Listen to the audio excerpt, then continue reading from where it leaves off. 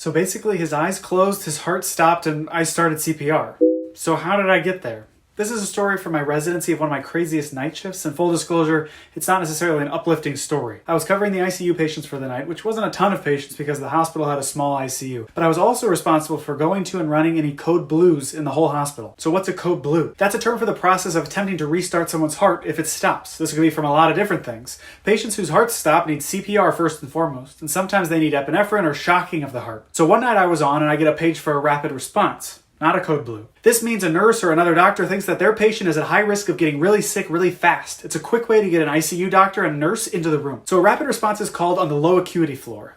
This means less sick patients. It's kind of like being between being in the main hospital and being in a nursing home. Since the patients aren't as sick, there isn't quite as much supervision with doctors or nurses overnight because they don't need it. So anyway, I quickly walk to this room and there's a patient in there who's struggling to breathe. He's gasping for air. I see that his oxygen saturation is in the low 80s and it's supposed to be in the high 90s. And this was on a high flow oxygen mask. I got a quick story from the nurse in the room who had only recently met the patient, but basically he had been diagnosed with a blood clot in his lungs, a pulmonary embolism, earlier that day, and he was doing okay until suddenly he started having chest pain and trouble breathing. Normally, if someone is struggling to breathe and has low oxygen saturations despite being on a high flow oxygen mask, they need to be put on a breathing machine.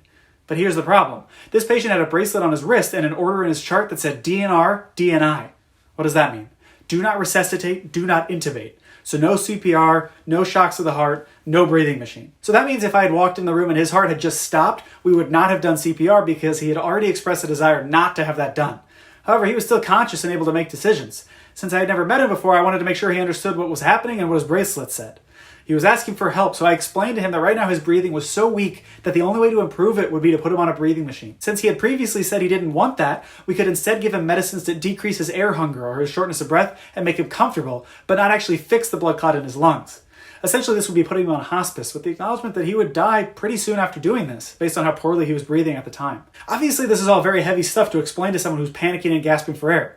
I told him that his bracelet says to not do CPR or put him on a breathing machine, and asked him if that was still true, still what he wanted. He looked at me and very clearly said, "I want you to do everything for me."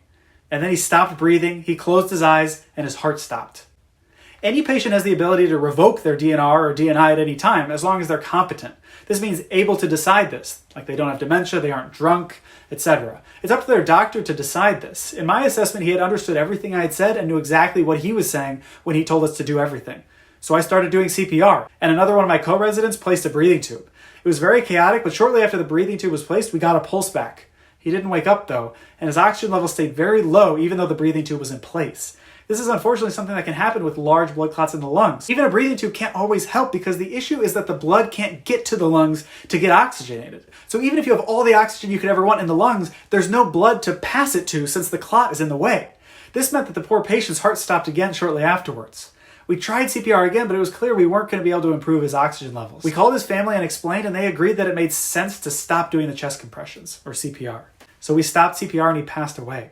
It was a difficult situation, but I think it's a good example of some of the challenges of medicine that doctors experience. Thanks for watching. Let me know if you have any questions about this in the comments.